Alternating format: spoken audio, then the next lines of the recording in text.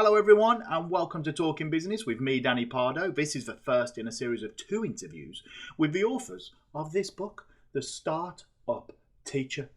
And firstly, this is not a paid promotion. All right, there's no commission, nothing like that. This is just me wanting to have a chat with the 2 authors of this book because I think it's really important that we get to grips with who Michelle and Darcy are and why they've decided to help other teachers out by creating this absolutely brilliant book here. For teachers like me, who have been doing it for almost a decade and a half, and for new teachers and for people anywhere on their career journey. And I think the best people to tell you about it and what you can get from this book by taking control of your own personal development in the Startup Teacher are the authors. So shall we get started? Let's have a chat to Darcy. Hello everyone and welcome to Talking Business. We're going stateside yet again here with Darcy. Hello Darcy, how are you today? I'm doing great. Thanks for having me, Danny. Well, thank you very much for joining us. And where are we speaking to you from today? I'm over here in Birmingham, England. And where in the world are you? We are in Fargo, North Dakota. Cool. So North America up there at the top. Yes. When people don't know where I'm from, I just say Southern Canada. And that works. Yep, that's basically where I'm at. Brilliant. So here we go then, over with Birmingham, England and Southern Canada for a chat about a variety of things here. We're going to be talking about your book in a little bit. And before we get to that, though, I suppose we're going to find out who you are. So who is Darcy? I'm Darcy Bachigard. I have been a teacher in some way, shape, or form. Well, I mean, probably all my life. I nannied all through high school, taught Sunday school. My background is in theater. And so my undergraduate degree is actually in acting and directing. And I started doing that and working in the educational theater space and wanted to do more. I just really liked working with students. That's kind of was my calling. So I became a teacher and taught high school English and theater in a variety of places. I taught in Wisconsin, I taught in Istanbul, and then in a few different places in North Dakota. So have kind of had a taste. I've never taught anywhere very like suburban, like very large, if you don't count Istanbul being in one of the biggest cities in the world. So all kinds of things. So that's me teaching. I love doing a lot of things outdoors, a lot of camping and hiking and biking. My husband and I try to make sure we have some sport to do so that we can endure the cold North Dakota winters. Winter feels a lot more fun and a lot shorter if there are things that you enjoy doing. So I'm one of those annoying people who tries to find the positive side of any situation, like the opportunity in things. I'm not always great at it, but my brain for a long time, I tended to get into very negative thought cycles about myself, about situations. And so I've been trying to retrain myself to really focus on those opportunities, those good things. And an opportunity here where we have snow and lots of ice are to do fun snow and ice things like cross-country skiing and snowmobiling. And so we have kind of our outdoor sports and activities that we do year round. I am now a mom to 16-month-old triplets. And so my teaching has taken a very different focus the last year and a half. Understatement right there. As I've shifted from AP English and things like that, advanced placement classes, to Itsy Bitsy Spider. But it's equally delightful. And I miss being in the classroom, but cherish this new little classroom that I have in my living room. Awesome. Yeah, I mean, you got a lot of teaching to do, A lot. I bet you're learning as well. I'm learning a lot about what doesn't work. And I'm learning that, everybody it's a curve and they understand no, because they will repeat it back to me. But right now we're at the phase of learning that they will stand doing the thing they're not supposed to do and continue doing it while saying no, no, no, no, no. So there's a lot of learning happening. Fun times in your household. Oh my word. It's really great. I can see why you want to get out and get your family ready to rock and roll and burn those, burn that energy up. I can see you in a few years, with the fire on and go, no, we're going out. Yep. No. Go out, dig a hole, build a Love it. fort. Love it. Love it. Fantastic. So with those fun times ahead, then, I mean, let's stick to the past just a little bit here then. So have you followed the career path if we go back to high school a bit, have you followed a career path that you thought you would, that you had kind of planned out for yourself there? Was Istanbul on the cards when you were 16 years old? What's this route that you took? No. I think the beauty in life is there were so many twists and turns in my life that were not like what I had envisioned. Growing up, I'm from a small state. I'm from a large family in small rural communities, a lot of farmers in my family. A lot of people get married right out of college, if not before they graduate college. Both my sisters were married when they were 20 and 21 years old. And so I just kind of assumed that by the time I was 25, I would have a career, have a house, like have a husband, be having kids. And all of those things happened, but I'm in my early 40s and they're kind of coming into shape now. And so I thought I was going to be a teacher like my whole childhood. Yeah. And then fell in love with theater and started doing theater and got my degree in acting and directing and really wanted to pursue that passion. And I think that's important. I really struggled with balancing, this is something I'm passionate about, but is that practical? And I ended up following that passion, and I don't regret it because the skills that I've learned in theater are oddly have been actually my more applicable skills like for my whole life. And so I'm very pleased with that background, but it did mean that my trajectory was very different. I started working in theater, I started auditioning and doing some shows, but the life of an actor is you work all day to pay the bills and then you're still doing things in the evening. So it was not what I wanted. I wanted more stability in my life. I'm just that type of person and wanted to get into education, which had been kind of my original path. So went back, got an English degree and an education certificate and my master's in secondary English education. So that shifted my career. And so I didn't become a teacher until my late 20s. And so kind of had a career for several years, doing various things in the theater world and then shifted. And then teaching, I taught a lot of different things. Istanbul was not in the cards originally because I was teaching in Wisconsin and loved it and I'll be a little frank since we're talking about life. I was in a relationship and, like we had been together for a long time, had a home together in Wisconsin, and then that relationship didn't work out. And so I was in my early 30s and found myself in this place where all of these things that I thought were decided and kind of moving in one direction just totally exploded, is the only way to say it.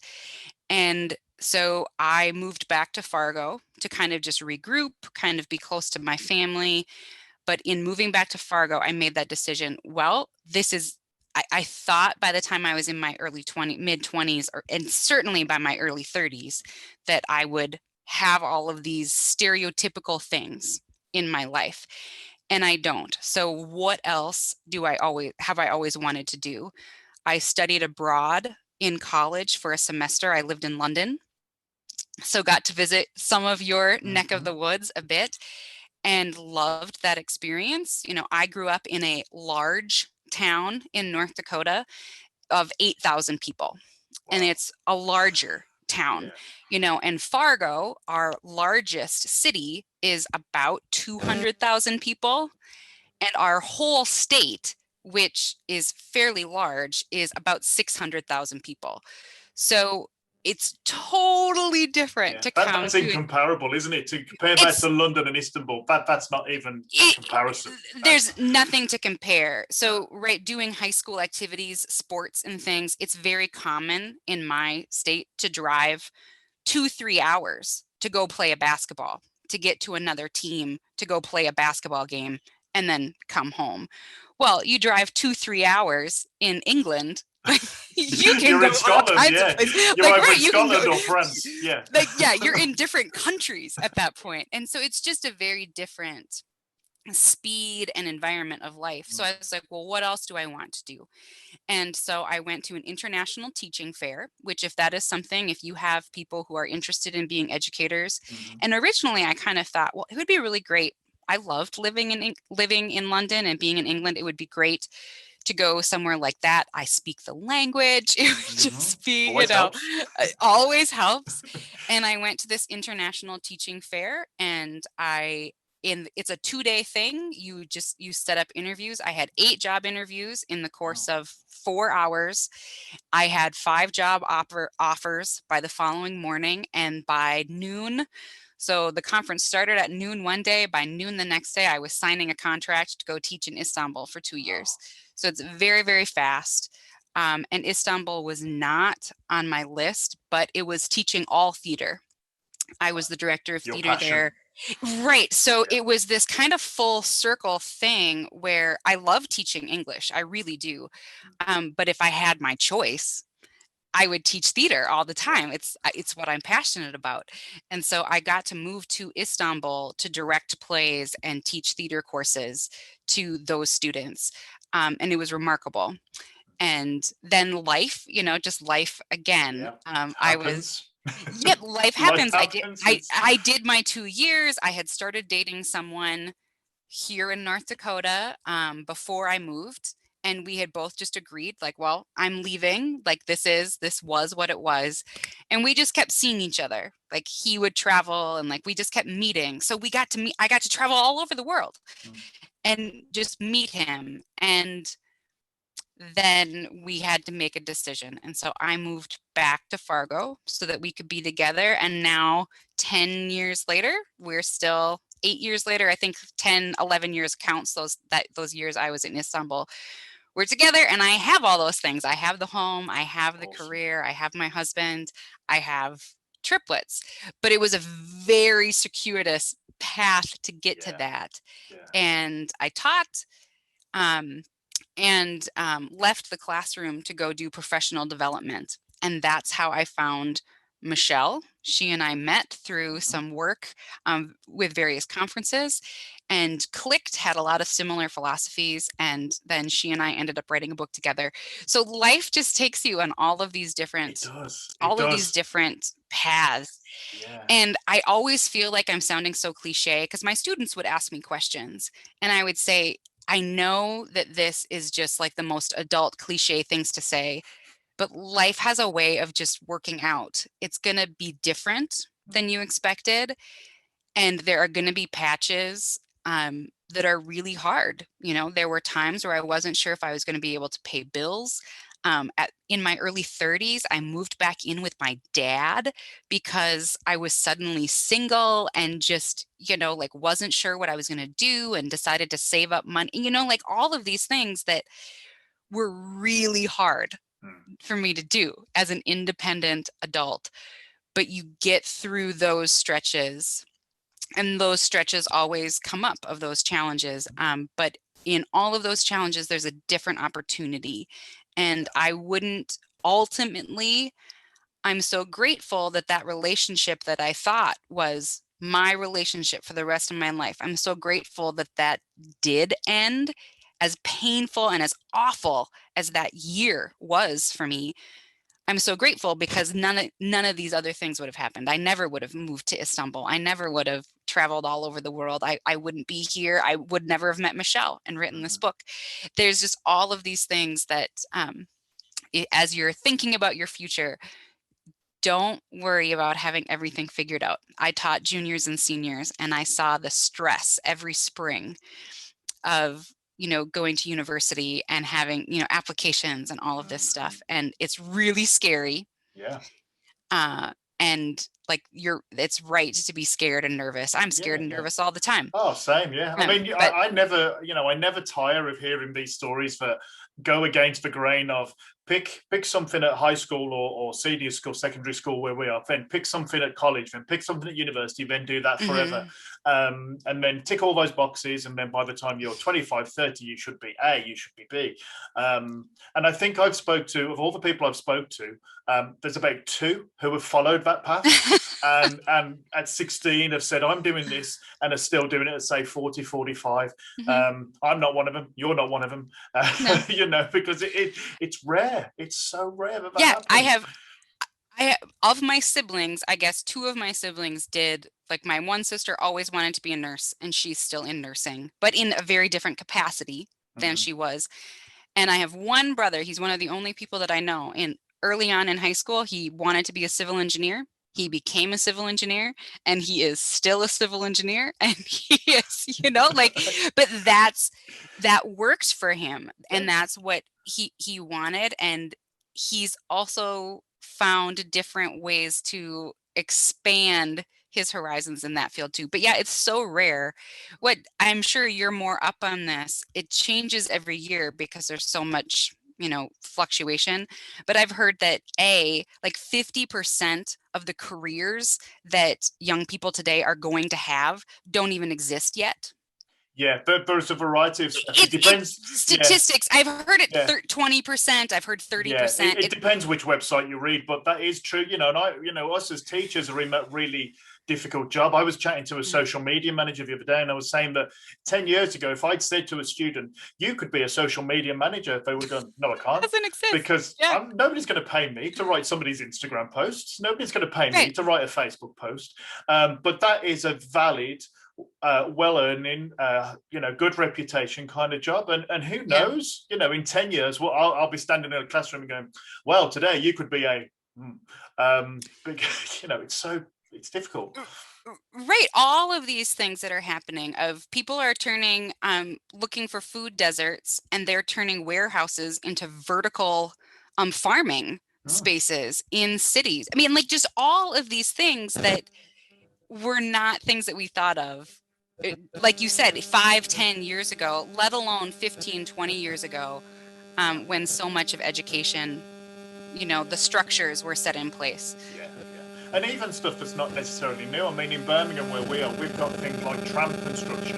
So decades and decades ago, we used to have trams. We took them out from cars, and now we put them back in, because guess what? Cars aren't good for the environment. So, tram construction, tram design, operating them, maintaining them, servicing them, the tech for them. Again, 10 years ago, somebody would say, well, you're not going to do that. We've got e-scooters that you can hire. That's a job. If I'd said, oh, well, somebody needs to design them, we need to do the GPS, we need to do the payment systems. But now it's just a common, you can pick them up literally 2 minutes outside our college. So these jobs are just coming and let going. alone design the app that allows people to find out where those scooters are. So that they can easily see on their mobile. It's fascinating. It's just crazy. I mean, I can see then why you need a book. So here we go. Look at this. In case you thought I was joking on Twitter, I've literally brought, and I've got Post-its, which aren't even set up just for the effect of this. Now, you'll have to trust me on that. But you said at the start, you say at the start of a book, you don't have to read it all the way through to cover to cover. So I'm not. I'm picking bits and bobs out. So what is this? I mean, I could give my opinion, but you wrote it. So what is this? What's it all about? It's about the frustration from me that professional development always felt like something. So as teachers, we're required to continue to go to training, which I think is great. I want to keep learning. But a lot of it was stuff that we didn't have a choice over. A lot of it is kind of go into the auditorium with all of the teachers in the whole high school or the whole school district and listen to a speaker tell you things. It was frequently a lot of professional development still is delivered in the way that we as teachers are told not to teach. And so it's one person standing in front of 300 to 3,000 people just lecturing, which we're told over and over, that's not how you should teach. It needs to be all of these things. And so this is really born out of wanting to do something different. Mm. And to your point, this whole thing that we're talking about of how do we prepare students with the knowledge that they need to do these jobs that we don't even know what those jobs are. So the reality is there's no way that we as teachers, this is just my opinion, there's no way that I can truly prepare kids with the knowledge, with the facts and figures that they're going to need to do most jobs today. And historically, that was the job of high school and college, right? That we're building that foundation so that you have the knowledge in order to do what comes next. Well, now it really needs to be about just these skills, right? There's all this talk about the 21st century learning skills, all of these buzzwords in education.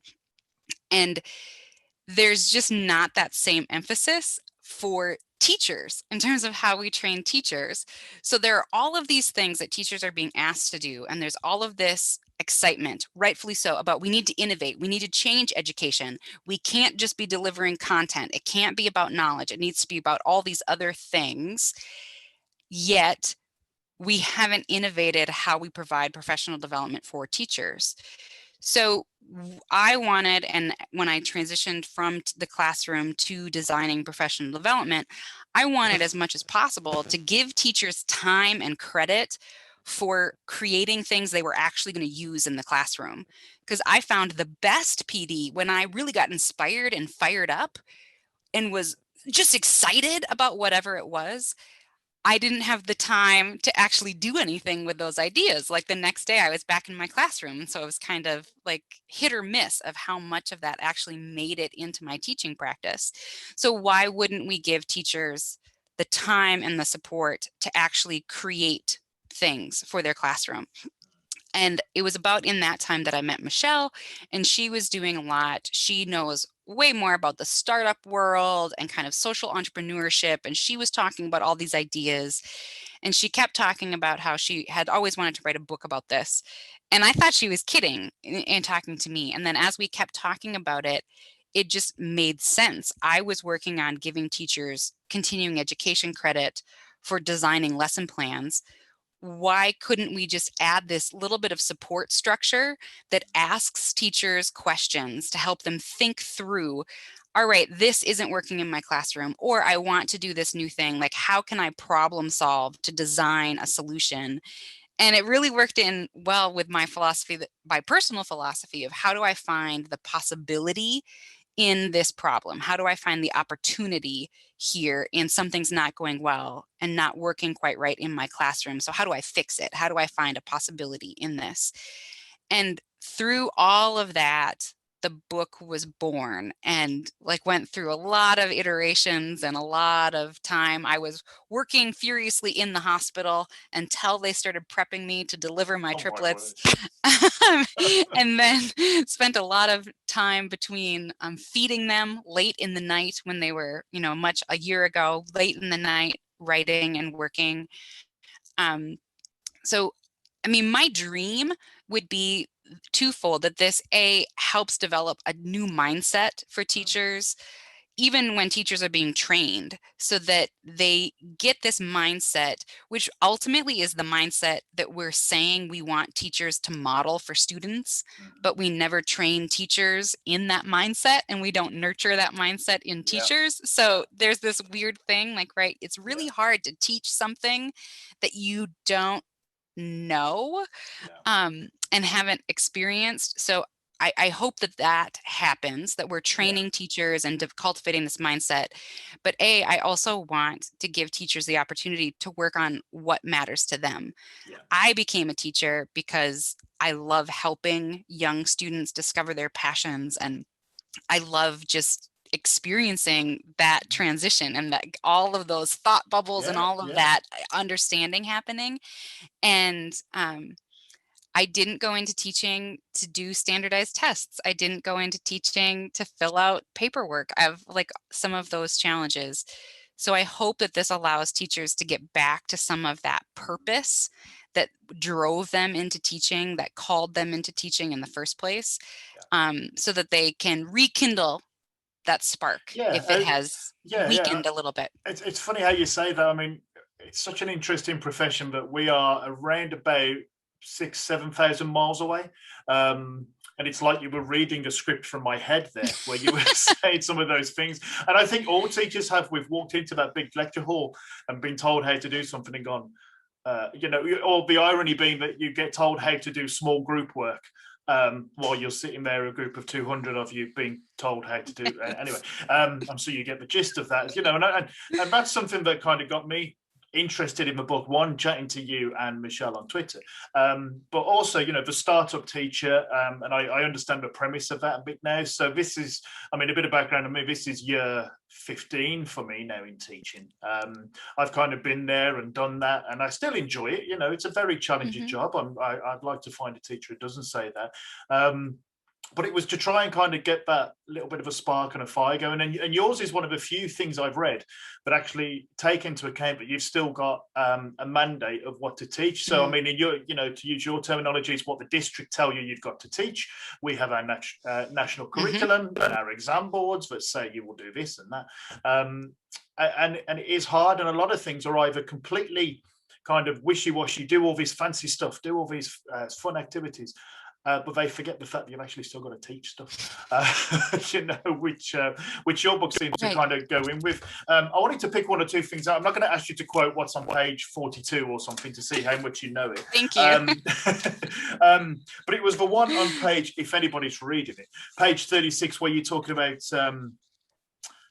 let's have a look. Not only are we not given time to solve the smaller problems relevant to ourselves, to our students, it feels like we never get to address the issues that really matter. And many of our kids are carrying invisible backpacks stuffed some to overflowing with, and then all the issues that students have, and the problems that they have that, again, I've talked about. But how do we deal with those things? And you talk about things like building good character, high quality of life, gainful employment, purpose. And then this last one, joy, because there's some research that says you don't have to enjoy learning. Not so much exciting, I don't think is the right word. Not every lesson has to be like massively exciting. Correct. Like you're watching a Vikings or a 49ers game. Look at that one. But certainly joy, you have to want to do it.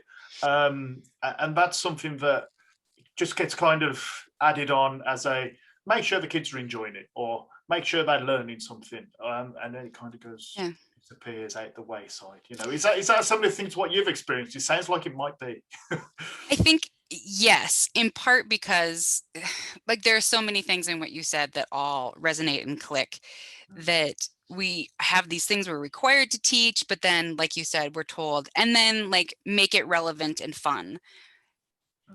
Some of these things are really hard. Like when you have these things that you have to teach that are not skills, that are specific content. This last school I taught at, and please take this with a grain of salt, I love these works, but for the average American high schooler today, reading Canterbury Tales and Beowulf is not super relevant and is really hard to make fun. I love Beowulf and it's great, but jazzing that up is, and let alone, we talk a lot about differentiation, right, of meeting kids at different skill levels.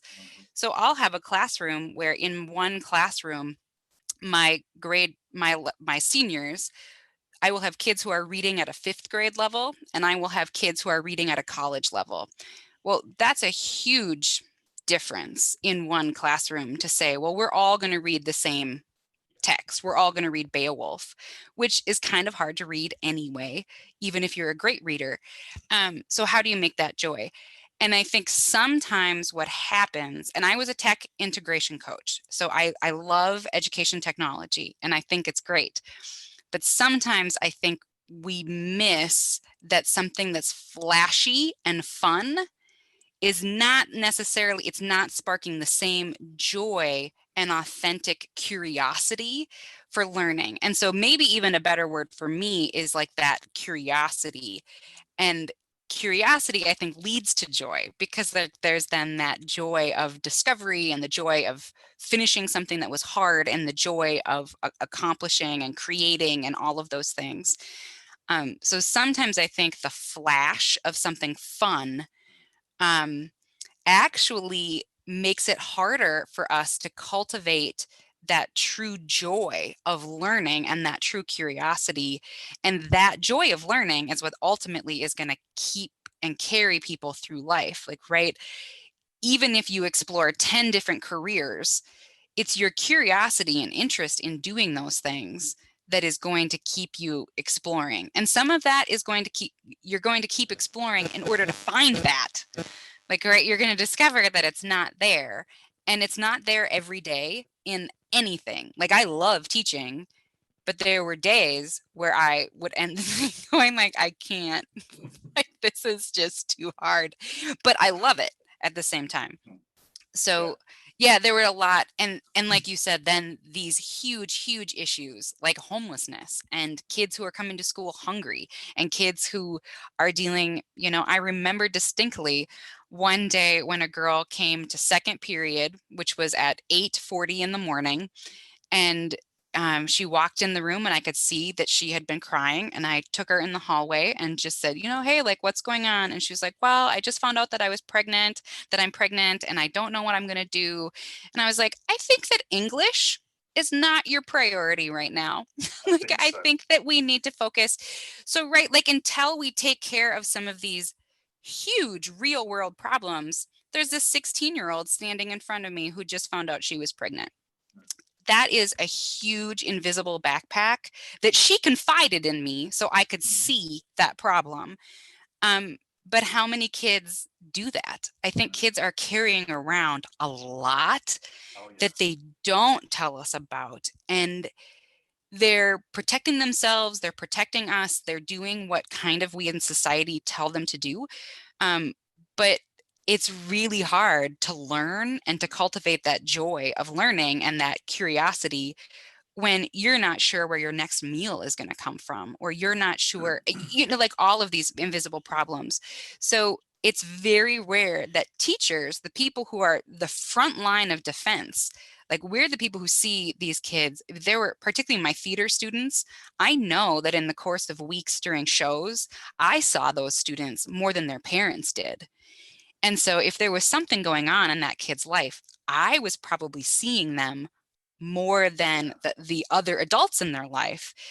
So how do we help address some of these big systemic problems that teachers are not trained in addressing? But man, we have the heart and the passion, and we care about those people.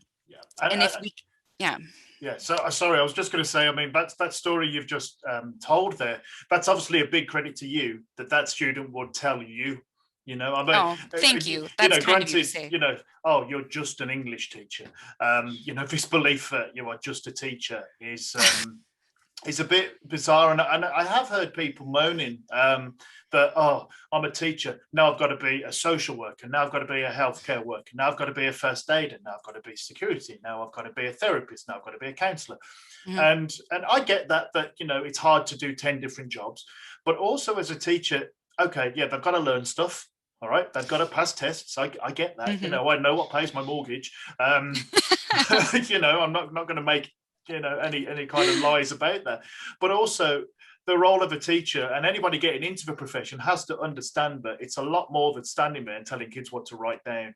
And again, we're 7,000 miles away, and we're both, it's the same kind of situation. And we hear that all the time, just a teacher. And I hate that. But unfortunately, I have also felt that. And I have thought that sometimes of like, well, I'm just a teacher, like all of these things. And so that's very, very hard. But you're right. Like, ultimately, I came into this because I wanted to make a difference. So like, I kind of knew that there were going to be things. I love English. I love theater. And so I'm really passionate about my content. And I think that's maybe the biggest. You were talking about history, like now versus then. In terms of my teaching philosophy, my content was way more important to me my first 3 years as a teacher than it is now. My last 3 years in the classroom, I still was very passionate about my content. I still taught all of those things. I still tried to make them as interesting and engaging as possible. but my relationships with my students and what was going on, and trying to just address the skills and the reality of the world right here and now, became more and more central to my teaching philosophy the longer that I was teaching, in terms of like, all right, if I teach you how to think about things, that's going to ultimately help you bet more on tests than teaching you these specific things. And that kind of goes back to all of those things that you were talking about, of what we have to do. And it is hard. It's super stressful right now after the pandemic. One study I just read, a survey of teachers, showed that 27% of teachers were contemplating leaving teaching after the pandemic, which would be a huge crisis, obviously, because we already in the United States have a teaching shortage. And so to have a glut of teachers leaving the field. So where does that start? There's a chicken and egg problem here, Danny, of like, where does it start with how do we increase so that we don't view teaching as a profession that's just teaching? Like, how do we elevate it to that kind of critical service that it is? But what comes, does the respect in that come first, or does it fall back again on yet another thing that we as teachers have to do, of reclaiming our profession and reclaiming what it means to be a teacher? We talk about that in the book, that we say, like, the term of teacher is so antiquated and people think they know it because people sit in a classroom. And I love that you're doing this for your students. Just because you sit in this classroom with this teacher every day for a year or more, I'm sorry, you don't know what a teacher does. Because, like, there were days where I would create this thing where my students were exploring different stations, right? So if you walked into my classroom, it would look like I was doing nothing, because I was standing to the side and students were like talking and they were figuring things out. That one 50-minute lesson probably took me 4 to 5 hours to design and prepare and like get ready, if not longer. And because I want, like, because we're trying to create all of those things that you talked about, like, how do we teach them the content but spark joy and like make it interesting? And so we recommend the term learning designer. Of a teacher just conjures one image of a person in a skirt, usually a woman, in front of a classroom and writing on a chalkboard. And that's just not what a teacher does. Hit the Hollywood stereotype, and students write down and learn stuff while teacher talks. And those are the easiest lessons to plan, where I think, all right, today we're doing this. Oh, right, I could talk about that. I learned that at uni. I've done it every year for the past 14. Just give me, I can't cut it down to 1 hour. I can just talk for hours. But you're right, the ones that really get students thinking and doing, those are the tricky ones, because there's also there's that level of trust and the confidence, and oh my gosh, what if I don't do this? What if I don't do this? But 9 times out of 10 they will, because they want to, and it's something different for them. And so it's really exciting to hear that, you do things like that and your students get stuck into them. And it leads on to my next point about teachers as leaders. So, there's this idea that a leader is above you in the workplace and getting paid more than you, and making decisions for you that will affect you. But, some of your book talks about that you are the leader in the classroom, and that's where your leadership skills come in. And maybe we as teachers take that for granted. Do you think that's something we don't even realize we're doing? Or do we need to kind of step back and say, let's be proud of this, let's build it and develop it to develop ourselves and our students? I think both. I think it would be weird to think that we don't realize we're leading the classroom, but we don't call it that.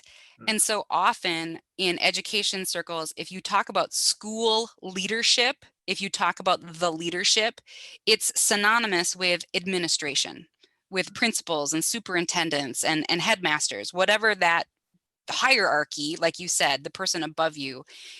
And I do think that there needs to be even more concerted effort to recognize that teachers are leaders and they should be part of leadership conversations. That's really hard because, to your earlier point, teachers are already being asked to be nurses and first aid One people more for the and list. counselors, Yeah. like, right? And so, like, one more for the list of, like, one more thing. Well, now we want teachers to be involved in leadership decisions.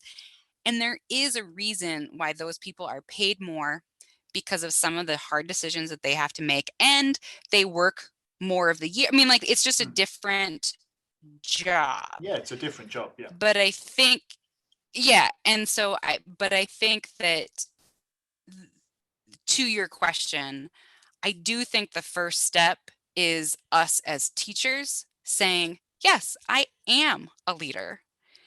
And when we put on that hat of a leader and say that this is one of my teacher hats, that I'm a leader, I think it gears your brain up in a different way to tackle challenges, to think about leading the classroom experience rather than just, conducting.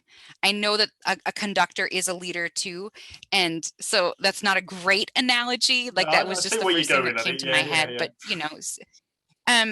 like, if you're the person who's charting the course and leading, but you want everyone to come with you, well, that's a different thing than if you are just, up there talking to the world and hoping that people are listening.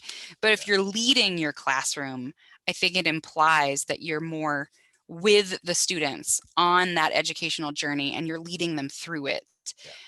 So that, I think, is the start. And then as we expand from there, then it gears you up that, yeah, as a teacher, you have the right to talk to people in the community to see if they can help, to do things like you're doing, to reach out to other professions and other professionals in order to cultivate resources for your students, that you can lead and model those things for your students. But I do think that that first step for me is that we put on that hat and we adopt that hat, and then hopefully other people see that, and more teachers are in the conversation, more teachers are in the room, more teachers are at least asked, what should we be doing in this situation? Yeah, and teachers as role models is a really interesting point here. I'm going to ask you one more question about the book, and then one more, and then we'll kind of wrap things up here as time goes on. And I'm looking at the clock, and it's 39 minutes, which is thank you for your time. I know how busy you are. But how are you for time? I'm fine. Yeah, okay. Like I ended up, grandparents are here, and so awesome. I'm okay. Awesome. So say thank you to them from me. So I mean, the advice that, some of the things I give to young teachers, because I'm now in that position now. I always think I'm a new teacher, I'm a cool teacher, and when I started, I was close to the student's age, and now I'm like a 41-year-old guy. It's like, please don't start your TikTok. It's things like that now. But we have new teachers come in, and I've helped to mentor newly qualified teachers and trainees, and some of the things I've always said. One, in terms of a role model, what you do, they will do. And I was reading a thing the other day. Might have been in your book actually, about just saying hello to students in corridors, teaches them how to be an adult in the workplace. And that's one of the things I'm doing with this. Like, you will have to speak to people on Zoom. It's going to happen, maybe a year or so ago, but you are going to have to do this, so I'm trying to kind of represent that. But also, just simple things like just say hello, say good morning, as you walk past people in the corridor, because that's what happens in a workplace. But another thing that I've always told young teachers, and one of the chapters in your book, which I kind of jumped to, was the mental health section, and looking after yourself. And in my first few years of teaching, which led to burnout after about 3 years, and I left the profession, came back in. That's not a rare thing, unfortunately. I remember there was only ever one person who said, look after yourself. And I'm still friends with him to this day, excuse me. So, he was the only person who ever said, look after yourself, and then everything else will kind of, just kind of come. I mean, what's the deal with mental health and teaching? You've wrote a whole chapter on it. How many other industries are having books about how to be an accountant or a theme park attendant or something? And then, but here's a big chapter on mental health. That's what I tell. And burnout. I mean, that's what I tell younger teachers. Is that one of your main messages for new starters, or? It is in a roundabout way, because one of the Yeah. things that my line to new teachers has become the fact that you care so much about getting it right ultimately matters more to students than actually getting it right.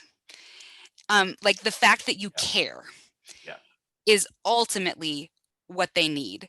Because sitting in their classroom, like I think back on my first year teaching and I'm like, oh my God, like those poor students like missed out on like so much, like, Yep. oh my God, I'm shocked that I didn't ruin them, right? Because the reality is you doing your best work, like you trying and you caring is going to correspond. Like they're going to see that.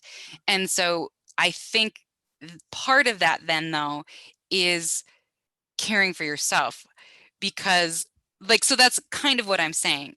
Don't get so caught up in every single nitty gritty detail and like having to get everything just right and all of those things, because the fact that you care that much is great, but that's going to burn you out. The fact that you care that much matters more than getting it right. So don't burn yourself out. Care that much, but what can you ditch? What can you offload? What can you tap into? Like what resources? And the self-care for us is partially if you want to be a change maker in education, another hat. But if part of what you got into education was to try to make a difference, you might feel this desire to be doing more. And I literally just had this conversation with my husband 3 nights ago, that I was like, I just don't feel like I'm doing enough. Like, I don't feel like I'm, like, and he was like, you have 3 children at home. You Yeah. just wrote a book and you're trying, he was like, And how it's can you feel still like not you're good not, enough for Darcy. and he was like, how Yeah. can you feel like you're not doing enough? And I was like, because I'm not like helping solve problems. Like I'm not doing anything. And he was like, I don't understand. So I'm not saying this is easy, because here I am. I literally wrote this chapter and I'm still feeling this stuff.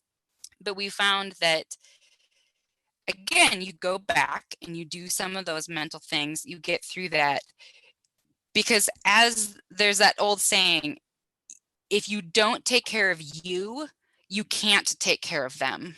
Yeah. And I think like for teachers and nurses, I think jobs that have high interaction with other people, I do think that that is a challenge and a problem. But you can't take care of other people if you haven't started by taking care of yourself. Yeah. And we literally say in there, are you getting enough sleep? Are you eating? Are you like, right? Are you doing those things? I can't count the number of days in my teaching schedule where I would stop at the end of the day and go, did I eat today? Mhm. When was the last time I went to the bathroom? Yep. I The mean, teacher like these lunch. basic, yeah, like these Yeah. basic human functions of like, Yep. I don't know if I have gone to the restroom since 7 o'clock this morning and it is now 5 p.m. Like I don't remember. And I Yeah. don't know if I have. Yeah. And so but that's not sustainable. Like you said, that's going to drive people out. And we know it's driving people out. And so how can we as teachers do this? And then obviously there is a greater challenge to those people who wear those leadership hats in the administration capacity to continue to design solutions that make teaching more realistic, like make it so that it's not that crazy, of whether it's reducing, teachers. When I was teaching in Istanbul, our max teaching load was 20 contact hours a week with students. And in the United States, I was thinking about my schedule. My contact hours with kids was more like 25, 26. Well, that's almost a whole day in terms of a whole work day difference. And that time alone is amazing. And so finding whatever, and maybe that's part of why we cultivated, when I spoke at the beginning, of our outdoor sports. And my husband is a physician, and so he faces some of that burnout too of patients and the stress of being in the medical field. And this last year with COVID has been an extra challenge on him and on our family. And so I think that's part of why we do what we do. Going for bike rides is really important to both of us. And sometimes the healthiest thing you can do, they say that too about testing, right? The best way you can prepare for a standardized test, sleep. Get a good night's sleep, right? And eat a good breakfast. Like those are statistically two of the best things that you can do. I used to say that to and students, when we used to do exam, I haven't done an exam course for a while, and I'd say like the week leading up to it, you need to sleep and you need to eat. Who here has breakfast? Not one hand. I know. Really? Like, how are you going to concentrate for 2 hours if you don't have any fuel in your body? Oh, God, but you're a business teacher. I'm like, yeah, but I know what human beings are, you know. Right. If it's so simple, but it's also not that easy for students who don't live that lifestyle, you know. Right. Well, and if you're up until 2, 3 in the morning trying to study and trying to cram and trying to do all these things, and so you wake up at the last minute so that you can rush to restart your day, how are you ever going to do that? And insert being a teacher. I mean, I remember that year that I was living with my dad, there was one morning where he came and knocked on my door and he went, you're usually long gone by now. Like, do you have school today? And I was like, oh my God, and I was like, like all of these things. And I was walking into the school, but I had been up late the night before, grading papers. I hadn't gone to bed until probably 2 a.m. And, my school teaching day started at 7:15. That is just not sustainable. It's not sustainable. So part of that self-care is very much out of what did I need to hear? What do I still need to hear? There are pieces of that book. I'm going through it. I'm designing a summer course for teachers, a 30-day, a personalized PD challenge, where I'm kind of breaking down the process, kind of like an exercise challenge of like, we're just going to do like 15 to 30 minutes a day. And we're just going to problem solve like one little step at a time. And as I'm going through creating the activities for teachers, so I'm getting to do a little bit of teaching, I'm looking at some of these going, this would be really hard for me to do. Like, I created this activity, but if I like this would be a challenge because I need to nurture some of my confidence because I don't have it. Like, I don't know, and it's so hard. Yeah, it really is. It really is. And you take care of yourself and then you can take care of others. And I've stopped apologizing, like they were saying, this sounds cheesy before I say things. Because, okay, that does sound cheesy, but it is so true. And I feel like I learned that, I was told that years ago. And I feel like I learned that every couple of weeks in teaching, I have to revisit it, I need to print it somewhere or have it on a phone screensaver or something. You should just make your students like tape it to their heads. Yeah. We should start the lessons with it. Yeah. Tell me what I need to know. As you look out on their faces, like there's a little index card or post-it on everybody's forehead telling you, take care of yourself. That's it. But they could have like a letter each and they have to sit in the same space and then like, oh, okay, you're right. I need to take care of myself. That's right. Yeah. Because then maybe they would, then we're role models again. So. Maybe.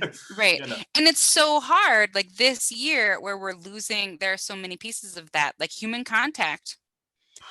We are a social creature. You talk about like you're a business teacher, but there are things you just know, like you need energy. We're also even people who are very introverted, and I'm very introverted, but I need conversations like this, even though this is Zoom and it's not quite the same. It's better than nothing, because this does rekindle my fire. This does make me feel I'm doing a little something, like, oh, like I am contributing to something, like, right? And we need that. Yeah. Well, I mean, thank you for contributing and thank you for the book. Even as one more time, even as a teacher of 15 years, I am not on commission, by the way. All right. If anybody's thinking, wow, maybe it's like $5 every time you hold it up. No.